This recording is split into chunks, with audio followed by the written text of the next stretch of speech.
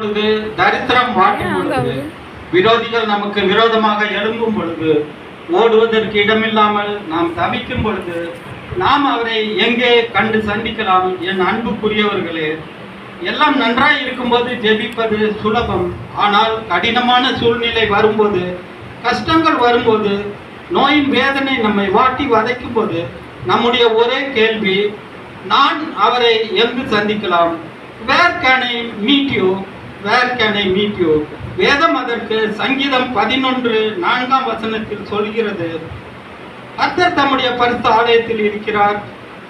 நாம் அவருடைய ஆலயத்தில் அவரை சந்திக்கலாம். என்ன மகிழ்ச்சி, என்ன பரவசம்! 1 நாளாகமம் 28:2 வாசித்து பாருங்கள். தாவீது சொல்கிறார், நான் அவருக்கு ஒரு ஆலயத்தை கட்டி இருக்கிறேன், அவருடைய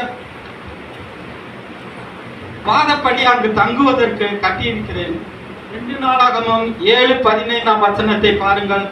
ஆலயத்தை சாலமோன் கட்டிய பொழுது தேவனுக்கு ஒரே மகிழ்ச்சி, ஒரே பரவசம். என்ன சொன்னார்? என்னுடைய இருதயம் அங்கே இருக்கும், என் கண்கள் அங்கே இருக்கும், என் காதுகள் அங்கே திறந்தே இருக்கும், என் நாமம் அங்கே இருக்கும். தேவன் நம்முடைய ஆலயத்திலும் நிற்கிறார். ஆமென்.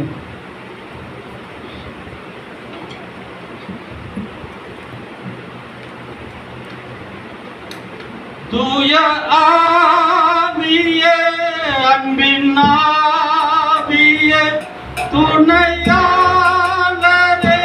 தேடும் தெய்வமே, ஊற்று தண்ணீரே, உள்ளம் ஏங்குதையா, வர வேண்டும் வல்லவரே, நல்லவரே, ஐயா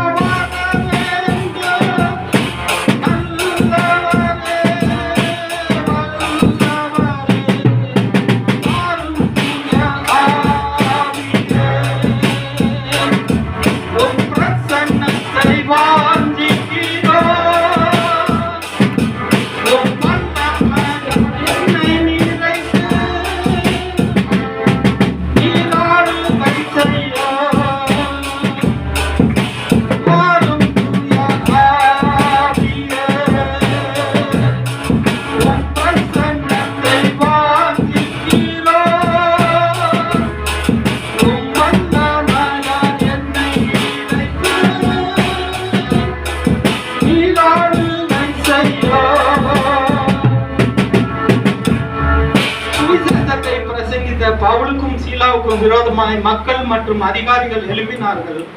அவர்களை அநேக அடிகளை அடித்து சிறைச்சாலையிலே வைத்து பத்திரமாய் காக்கும்படி சிறைச்சாலைக்காரனுக்கு கட்டளையிட்டார்கள்.